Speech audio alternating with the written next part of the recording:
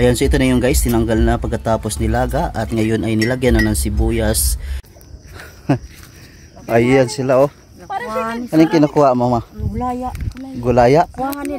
Para saan yan gulaya? Gulaya ito tawag dito mga kabayan. Ang kinuha ng nanay namin oh.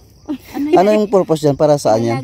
Lapuan ni dahil butang panganimog una usuka. Wow. Oh, sarap. Sigurado. Naintindihan tayo sa ating mga viewers. Magkakamilyon views. Sige mo, magsalita ka. Lapuahan. Lapuan. Tapos? Dayong butang o. Lapuahan. Pakuluan daw mga kabayan. Pakuluan daw. Tapos, inumin ang? Kakainin. Kakainin pala. Nakakain yan? Oo. Ulamin. Wala gayto gabang. Gulaya. Hulaya. Hulaya. Hulaya ang tawag sa Bisaya. Hulaya pala. So hulaya pala tawag nun. Saan yung dahon na yun, day? Ito. Hulaya pala to guys. Nakakain pala to siya. Yan, baka marami yan sa inyo. Saan man kayong lugar. Nagugulay pala to. Pinakuluan. Tapos lagyan ng sabaw sa bagoong. Lagyan ng sabaw ng bagoong. Yan. Ulam na. Panalo, no? Yan, maraming dahon-dahon dito. Hindi natin alam na mga nakakain pala to. Ito, nakakain din to. Gulaya. Kaman eh. Ulisiman. Ulisiman. Nagugulay yan. Ulisiman. Yan o. Ulisiman. Pag ganito gabang. Ganito gabang. Walang po gabang. Ito hapat. Ba't inaamoy mo pa? Ito talaga yung amoy. Ito nga. Baka kamukha lang Yan talaga siya. Matikman ko yan mamaya. Kayo magluto. Gulaya. Hindi ko pa natikman yan eh. Gulaya pala yan. Hindi nga nangunguha sila malani yan. Bakit? Hindi nila alam yan. Gulaya pala. Ayan o yan. Yan nga ang amoy niya no. Sa Negros. Ito yung kinakain namin doon nga. Sustansya to. Sarap yun. Marami yan sa atin sa Negros? Oo. Gabang pagkatingin ko kami sabi kay mama kumuha siya. Ito yan, herbal ba? Talagang organic.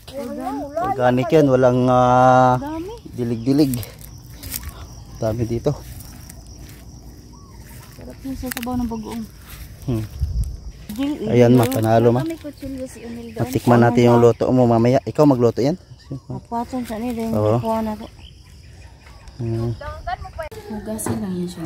So yun nga mga kabayan, pagkatapos nakuha sa bukid itong anong nga tawag nito? Hulaya. Hulaya. So ang ginawa, tinatanggal na isa-isa yung dahon, yung parang ano lang, yung dahon ng kamuti. Oh, tinatanggal isa-isa. Oo, asa na po ka? Marami-rami na rin to.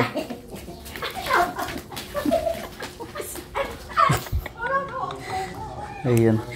Dito mayroon kasama to siya, yung uod. Hindi. Hindi yung kasama. Kasama yan, pampadagdag lasa. Tinatapon pala yung guys, yung uod. Pampaganda ng boses yun. Paganda ng boses. Kami muna siya. Kasama mo na si bayaw mo doon.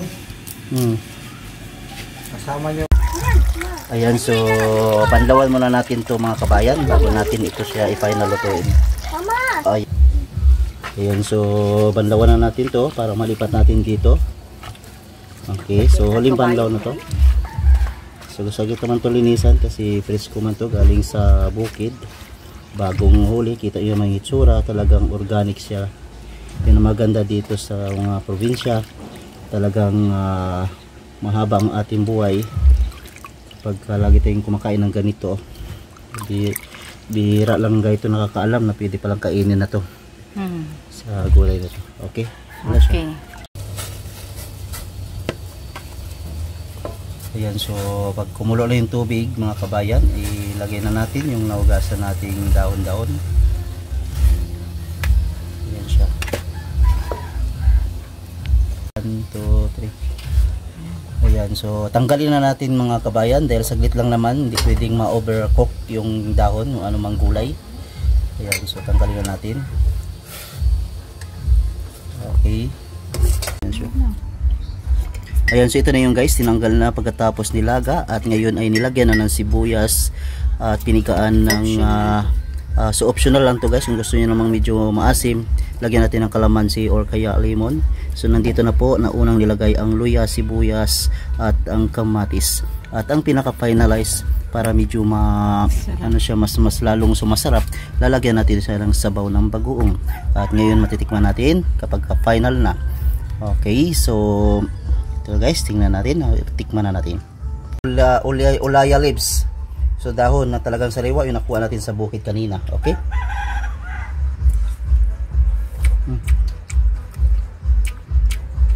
Masarap na siya. Maalat-alat na matamis na guys. Panalo guys, panalo mga kabayan. Kung meron kayong ganitong dahon, nakita nyo naman, tingnan nyo na, masustansya to. Okay?